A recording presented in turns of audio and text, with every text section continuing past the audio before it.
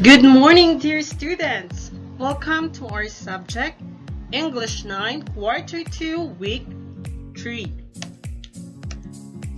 This is Rafi Aguilar, your teacher. Of course, today we have a new lesson, but before we proceed to our lesson this morning, of course, don't forget to visit our official website, GAITF, school/LCMS. I repeat, GAITF.school/LCMS. Log in your account there, visit the English 9 subject, click the learning path for the second quarter, and of course, download the PDF files I have uploaded there of your modules and PowerPoint presentation from week 1 to week 8 of the second quarter. And of course, don't forget to answer the activities and quizzes. So class, are you now ready to listen for our new lesson this morning? So again, I guess everyone is now ready. So if you are using your mobile phone, you can use headset or headphones for you to hear the lesson, and understand the lesson very well.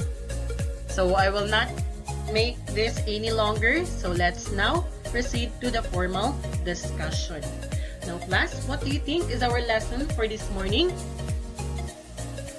Okay, let's find out. Okay, so our lesson for this morning is all about taking the courage. So let me ask you this question as an introductory question.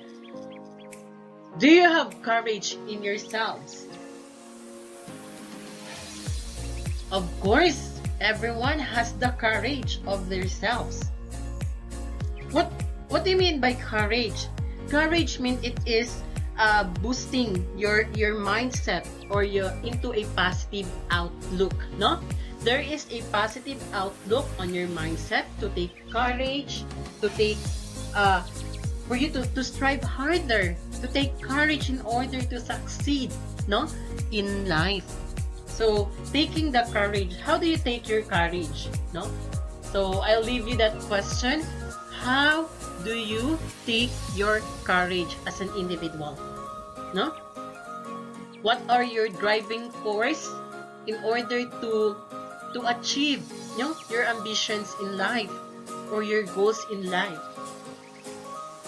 So what are your courage, in order to achieve those ambitions in life? So I leave you that questions and analyze it, evaluate yourselves, and then you will find the answer on that. Answer that question by your own, with all your hearts. Okay, now let's proceed. Our objectives for this morning, after going through this module, the learner is expected to A. Determine the underlying meaning of the text. Second, make a connection between the text to self and value the importance of encouraging oneself in facing particular social issues, concerns, and dispositions in life. As a responsible student who is willing to respond to issues and concerns, you must take the courage to act on your thoughts. This module contains compositions that will help you boost your self-confidence and maximizing your full potential. So in this lesson, of course, class, you will be able to boost your self-confidence, maximizing your full potentials. So it's a sort of believing yourself, believing that I can do this. I'm willing to take the risk just to achieve or to obtain my ambitions in life. Something like that. Okay, so let me read to you this poem, Footprints in the Sand. So do you have any idea about footprints in the sand? Have you heard this poem? Not yet? So if not, of course, allow me to read this to you. So when somebody is reading, of course, all you have to do is to listen attentively and understand the text carefully. No? That is imagining yourself, putting yourself in a particular text, a sort that you are in the story, no? So you have to understand the poem very well. One night, I dreamed a dream. As I was walking along the beach with my Lord, across the dark sky flashed scenes from my life. For each scene, I noticed two sets of footprints in the sand, one belonging to me and one to my Lord. After that last scene of my life flashed before me, I looked back at the footprints in the sand. I noticed that at many times along the path of my life, especially at the very lowest and saddest times, there was only one set of footprints. This really troubled me, so I asked the Lord about it. Lord, you said once I decided to follow you, you'd walk with me all the way, but I noticed that during the saddest and most troublesome times of my life, there was only one set of footprints. I don't understand why, when I needed you the most, you would leave me. He whispered, "My precious child, I love you and will never leave you, never ever during your trials and testing. When you saw only one set of footprints, it was then that I carried you." Okay, so the poem Footprints in the Sand is a narrative poem since it tells us a story. It is also an allegory. A poem, when interpreted, reveals a hidden meaning, typically a moral one. So what have you learned about the poem I read? So after reading the poem, of course, it boosts your self-confidence, no? It boosts your potential, no? Your potential that, oh my God, I can do this. God is with me all the time.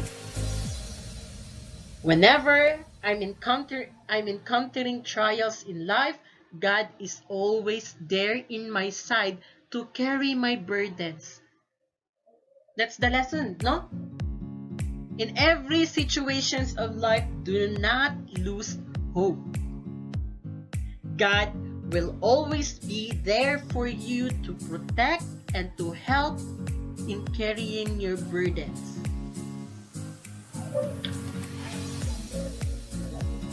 So that is how, no? That is how taking the courage, no? So it gives us lessons to strive harder, to work harder in order for us to succeed in life, no? So do not lose hope. It's all about faith in God that will help us to surpass the circumstances, no? So what a beautiful poem. So what type of poem is the Footprints in the Sand? It's a narrative poem. Why it's a narrative poem? Because it tells us a story. So that is. So it reveals a hidden meaning, so a typical or a moral lesson. So that's the moral lesson, no?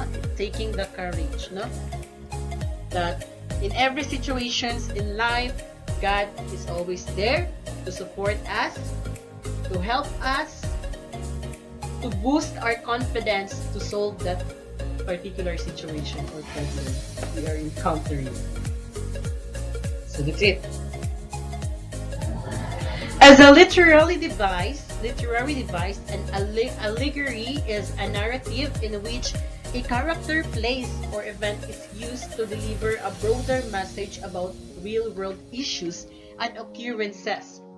Authors have used allegory throughout history in all forms of art to illustrate or convey complex ideas and concepts in ways that are comprehensible or striking to its viewers, readers, or listeners. Writers and speakers typically use allegories to convey semi-hidden or complex meanings through symbolic figures. So, have you found symbolic figures on the phone?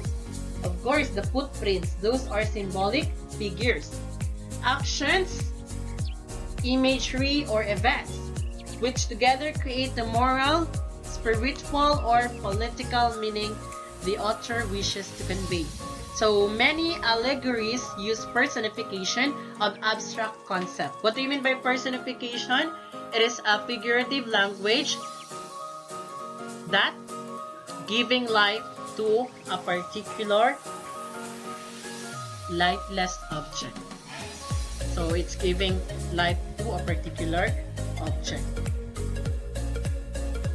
Okay, I guess that's all for today, class. Thank you for having your time with me. And I hope that you've learned something for today's lesson. Especially the poem that we have discussed contains a lot of lessons that could help us to boost our self-confidence and could be used in our future life when we are encountering any circumstances in life. So it's all about the faith in God. It's all about taking courage, that do not lose hope. God is always with us. So on that note, of course, thank you so much for having your time with me, and of course, don't forget to visit our official website, and of course, don't forget to subscribe our YouTube channel so that you are updated on our latest video happenings on YouTube. So this is Rafi G. Aguilar, your teacher, saying that have a nice day, everyone. Stay safe and God bless students. Bye!